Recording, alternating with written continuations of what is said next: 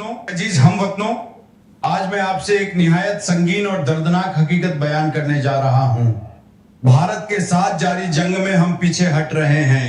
हमारी अफवाज बहादुरी से लड़ रही हैं, लेकिन वसाइल की कमी, सियासी तन्हाई और दुश्मन की ताकत ने हमें मुश्किल में डाल दिया है। अफसोस के साथ कहना पड़ता है कि तुर्की के अलावा कोई मुल्क हमारे साथ नहीं खड़ा हुआ। రైట్ అండి ఇప్పుడు విన్నారు కదా శుభ్లి గారు. సార్ నాకైతే నిజంగా చాలా బాధగా ఉందండి. బాధ ఇప్పుడు ఎక్కువైపోయింది. ఈ బిట్ నేను వెళ్ళలేదండి. వాడు ఏమంటున్నాడంటే వాడు డియర్ పాకిస్తాన్ ప్రజలారా, నేను మీకు ఒక విషాదకరమైనటువంటి అంశాన్ని నేను మీకు అంటే ఒక నగ్న సత్యాన్ని నేను ముందుకు తీసుకొని రాబోతున్నాను. అదేంటంటే, మేము ఏదైతే హిందుస్థాన్తో జరుగుతున్నటువంటి ఫైట్ ఉందో ఆ ఫైట్ లో మేము వెనక్కి తగ్గుతున్నాము అంటున్నాడు. వెనక్కి తగ్గుతున్నాం స్పష్టంగా. నంబర్ 1. నంబర్ 2, మేము డే 1 నుంచి చర్చించుకున్నటువంటి చర్చల్లో భాగంగా వసాయిల్ కి కమి అన్నాడు. వసాయిల్ కి కమి అంటే మాకు ఉన్నటువంటి ఆర్థిక పరిస్థితుల వల్ల మేము వెనక్కి తగ్గుతున్నాము అంటున్నాడు. దాని తర్వాత వచ్చేసి సియాసీ తన్హాయి అన్నాడు. సియాసీ తన్హాయి అంటే పొలిటికల్ గా మేము సింగిల్ గా అయిపోయాము, మాకు సహకరించేవాడు ఎవడు లేడు అంటున్నాడు. ఇది 3వ పాయింట్. దాని తర్వాత 4వది వచ్చేసి దుష్మన్ కి తాకత్. వాడికి దుష్మన్ ఎవరు? భారతదేశమే కదా. దుష్మన్ కి తాకత్ అంటే మా యొక్క బలం, ముందు మేము మోకరిల్లాల్సి వస్తుంది అని చెప్పేసి. సార్, నిజంగా మనం సీజ్ ఫైర్ ని యాక్సెప్ట్ చేసి మనం తప్పు చేసామేమో అనిపిస్తుందండి. అంటే మనం భారతదేశ ప్రభుత్వానికి మనం సజెషన్ ఇచ్చేంతటి వాళ్ళం కాదు కానీ ఇక్కడ కూర్చొని మనం మాట్లాడటానికి. కానీ వాడి మాటలు విన్న తర్వాత మటుకు ఇంకా బాధ ఇంకా చాలా ఎక్కువ పెరిగిపోయింది.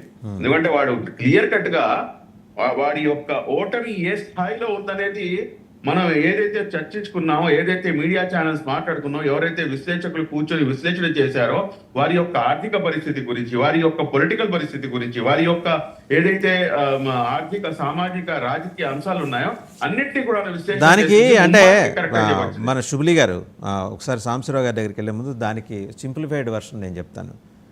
ఇవాళ షహబాజ్ షరీఫ్, ఆసిం మునీర్ బ్రేక్ఫాస్ట్ చేయాలంటే జీపింగ్ అక్కడి నుంచి జీపే చేయాలి. చేస్తేనే ఇలా డబ్బులు తీసుకుని బయటకు వెళ్ళి 4 వెచ్చాలు కొనుక్కొని ఇడ్లీయో లేకపోతే దోశ లేకపోతే వాళ్ళ ఆహారం ఏదో, అది వాళ్ళ పరిస్థితి. అది ఆయన చెప్పాడు. అంత గంభీరంగా చెప్పడం వల్ల మా బోటి అజ్ఞానులకు అర్థం కాలేదు, కానీ మీరు వెంబడే క్యాచ్ చేశారు దాన్ని. సాంబశివరావు గారు, ఒకసారి ఈరోజు డీజీఎంఓస్ మీటింగ్ ఉందండి. అంటే వర్చువల్ అయి ఉండొచ్చు మోస్ట్ లైక్లీ, ఫిజికల్గా ఎక్కడ మీటింగ్కి అవకాశం లేదు కాబట్టి జూమ్ కాల్లోనూ ఎక్కడో మరి మాట్లాడు. మనం ఏమైనా కండిషన్స్ పెట్టబోతున్నామా, పెట్టే అవకాశం ఏదైనా ఉందా, లేకపోతే వాడు చెప్పిన సోదిని మళ్ళీ ఓకే అండి నమస్కారం ధన్యవాదాలు అని చెప్పేస్తాం? ఇక్కడ చూడండి, వాళ్ళ పిఎం మాట్లాడే మాటలో పశ్చాత్తాపం ఏం లేదు వాళ్ళకి. ఏమంటున్నాడు? మన అపోనెంట్ చాలా స్ట్రాంగ్గా ఉన్నాడు, మన దగ్గర స్తోమత లేదు, మనం వెనక వేయాల్సి వస్తుంది అని అంటున్నప్పుడు స్తోమత ఉంటే కంటిన్యూ చేద్దామనే కదా. అంతే. ఎవరైనా సపోర్ట్ ఉంటే మేము కంటిన్యూ చేద్దామనే కదా. అంటే ఆ సపోర్ట్ కోసం డైరెక్ట్గా అప్పీల్ చేసుకుంటున్నాడు. నేను హెల్ప్లెస్ సిచ్యువేషన్లో ఉన్నాను కాబట్టి తగ్గాల్సి వస్తుంది అంటున్నాడే కానీ మనకు దీంట్లో రీజన్ లేదు, మనం భారత్ మీదకి వెళ్ళాల్సిన అవసరం లేదు, తప్పు మన వైపున ఉంది అనేది ఇండికేట్ చేసే ఏ ఒక్క మాట కూడా రావట్లేదు. మన ఆర్మీ ప్రెస్టేజ్ని, మన దేశం ప్రెస్టేజ్ని స్పాయిల్ చేసే విధంగా కొంతమంది టెర్రరిస్ట్ గ్రూపులు ఉన్నారని వాళ్ళు అంటున్నారు. ఉన్నారా లేదా అది మనం అర్థం చేసుకోవాలి, దాన్ని ఫైట్ చేయాలి, ఉంటే వాళ్ళని మనం ఒప్పుకోకూడదు అన్నది దేశానికి బోధించాల్సినటువంటి టైమింగ్. పాకిస్తాన్కి బోధించాల్సినటువంటి టైంలో వాళ్ళ పిఎం ఆ పనేం చేయట్లేదు. మన వెనక్కి తగ్గుతున్నాం, ఎందుకంటే మన దగ్గర ఆ స్తోమత లేదు కాబట్టి. మన మీద అగ్రెషన్, మన మీద యుద్ధం చేస్తున్నటువంటి భారతదేశాన్ని మనం ఫేస్ చేయలేకపోతున్నాం కాబట్టి ఆ శక్తి ఉంటే మనం కంటిన్యూ చేసేవాళ్ళం అని చెప్తున్నాడు.